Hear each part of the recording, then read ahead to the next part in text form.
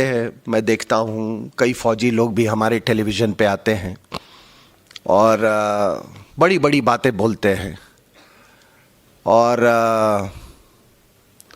वो ये नहीं बताते कि उन्होंने क्यों नहीं इस प्रॉब्लम का सल्यूशन ढूंढा। वो ये बात कभी नहीं बताते, वो बस ज्ञान बांटते रहते हैं, हम सुनते रहते हैं उस ज्ञान को।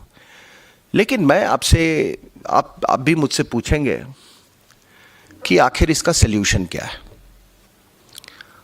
सल्यूशन देखिए ये है कि पहली बात, ये जो 71 की लड़ाई का जो माइंडसेट है ना,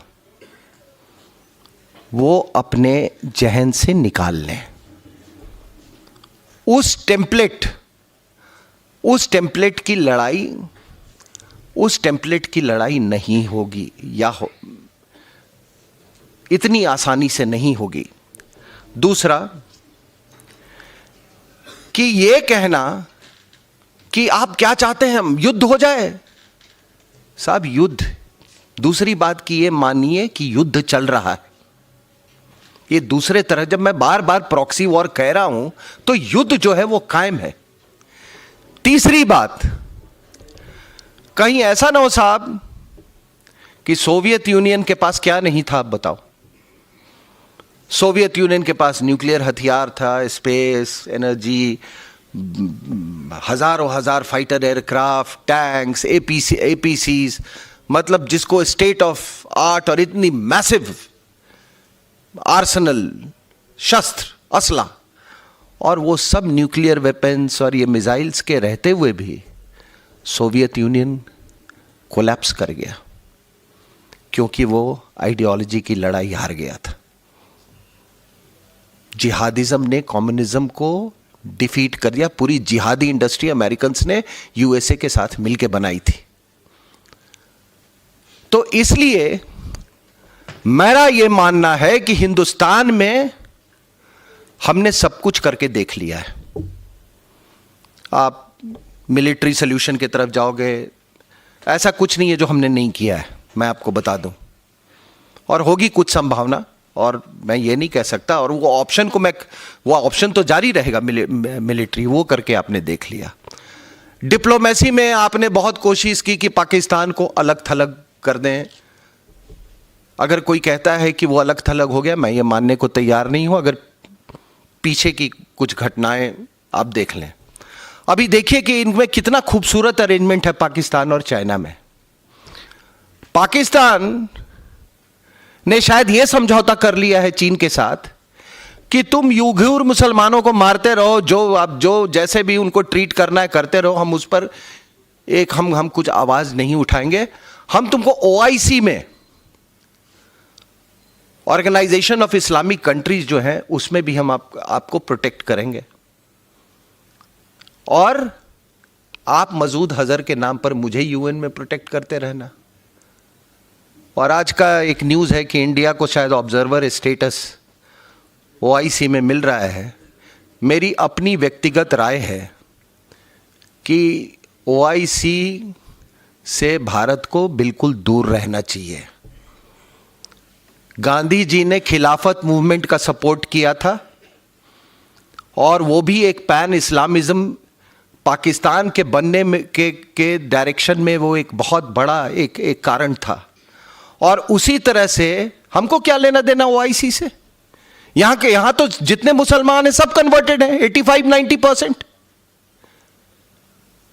ये टर्म क्या है भाई, ऑर्गेनाइजेशन ऑफ इस्लामिक कंट्रीज, और आप बड़े खुश हैं कि आप इसका हिस्सा बन गए। आप फिर से पैन इस्लामिज्म को बढ़ावा दे रहे हैं, जिसका रिजल्ट है ग्लोबल जिहाद।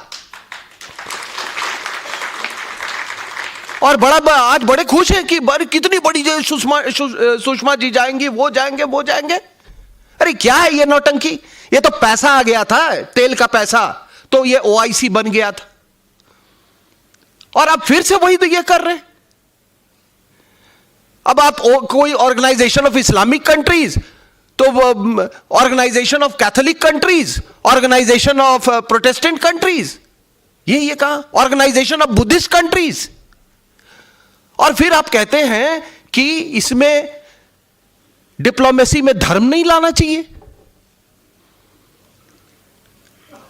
तो हमने कहा कि हमने सब कुछ कोशिश कर लिया है, हमने क्या नहीं किया है, हमने काउंटर आइडियोलॉजी नहीं तैयार की है, हमने चीन की तरह डी रेडिकलाइजेशन प्रोसेस नहीं किया है। आप समझ रहे हैं ना जो चीन में हो रहा है। मैं वो नहीं कहता कि आप उसी टेम्पलेट पे जाएं, लेकिन आपको भी डी रेडिकलाइजेशन करने की आवश्यकता है। मैंने फिर से आपको मैं दोबारा ये कहना चाहता हूं कि जो सिलेबस जो है, जो मदरसाज और मॉस्क्स में, वो पाकिस्तान में और यहां पर सब दोनों जगह एक ही सिलेबस चल रहे हैं, वो डी रेडिकलाइजेशन बहुत जरूरी है। तीसरी बात कि एंटीडोट यानी कि काउंटर आइडियोलॉजी, और वो काउंटर आइडियोलॉजी जो है, साहब एक बात बताओ कि एक कॉन्सेप्ट है इस्लाम में गज़वाए हिंद, ठीक है, और उसका बैकग्राउंड ये है कि जब इस्लाम जहां जहां गया तो कोई पर्शिया 10 साल में गुलाम हो गया, बाकी सभी जगह वो 9 पिंस की तरह वो गिरते गए। जब हिंदुस्तान आया तो हिंदुस्तान में लोगों ने 500 साल तक, मोहम्मद बिन कासिम ने जब 700 उसमें ईस्वी में 12 में जब यहाँ हमला किया, उसके 500 साल तक इस्लाम को रोक के रखा, और फिर विजयनगर एम्पायर ने फिर 500-400 साल रोक के रखा। तो उनको सबसे मुश्किल हुआ है हिंदुस्तान पर कब्जा करने में। वो इतनी मशक्कत, इतने अत्याचार के बाद भी केवल 15% लोगों को कन्वर्ट कर पाए। तो गज़वाए हिंद, अगर गज़वाए हिंद अगर इस्लामिक कॉन्सेप्ट है, अगर खुरासान इस्लामिक कॉन्सेप्ट है, तो यह जान लीजिए कि दुनिया का सबसे बड़ा अगर मुस्लिम पॉपुलेशन इंडिया में है, तो गज़वाए हिंद का उल्टा भी यहीं से शुरू होगा। साहब हम तो जहां थे वहां थे, आज है 500 साल पहले, 1000 साल, मुझे नहीं 5000 10,000 कितने साल से, हम तो कहीं नहीं गए। आप हमारे यहां आते हो और कहते हो कि मुझे आपका हमारा धर्म मानना होगा। कोई आके कहता है कि नहीं, हमको प्रोसेलिटाइजेशन, कन्वर्जन मेरा हक है, तो कम से कम मुझे अपने आप को बचाने की तो मेरी ड्यूटी तो बनती है, मेरा हक तो है। वो राइट आप हमसे कैसे छीन लोगे? तो देखिए, ये गज़वाए हिंद का जो उल्टा जो होगा वो भी भारत से होगा, क्योंकि सबसे ज्यादा मुस्लिम पॉपुलेशन इसी देश में है। और इसी एंटीडोट को बनाने में पुष्पेंद्र जी लगे हुए हैं,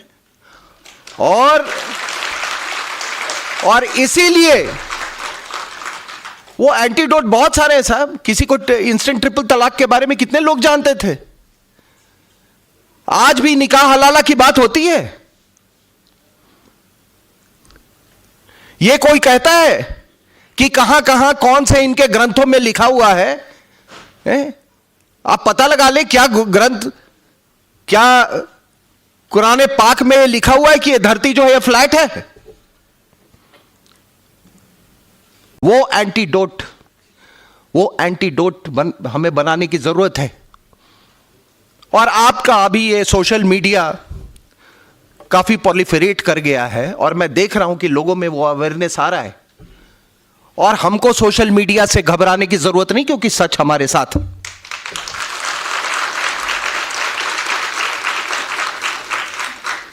और आखिरी बात देखिए, जो कश्मीर घाटी के टेरिटरी को एक तरह से ग्लोबल जिहादियों ने कब्जा किया। वो कब्जा किस तरह से किया? उन्होंने डेमोग्राफिक मीन से कब्जा किया, डेमोग्राफिक डिवाइस से, हिंदुओं को वहां से निकालकर। वो ग्लोबल जिहादी का कब्जा है। पाकिस्तानियों को कब्जा है। आप अगर इसका उल्टा नहीं करेंगे, इसका रिवर्स नहीं करेंगे, तो आपको कभी समस्या का समाधान नहीं मिलेगा। और ये समय आ गया है। Thank you.